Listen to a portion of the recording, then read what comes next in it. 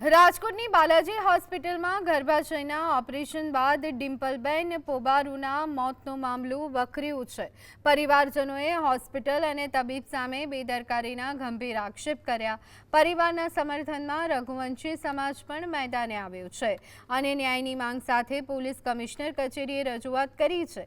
પરિવારનો આરોપ છે કે ક્રિટિકલ ઓપરેશન મોબાઈલમાં મળેલી સૂચનાઓના આધારે કરાયું હતું। ઓપરેશન બાદ દર્દીની તબિયત બગડતી રહી છતાં યોગ્ય સારવાર ન મળ્યાનો આક્ષેપ છે। હોસ્પિટલ સીલ કરી ડોક્ટરનું લાયસન્સ રદ કરવાની માંગ કરાઈ છે।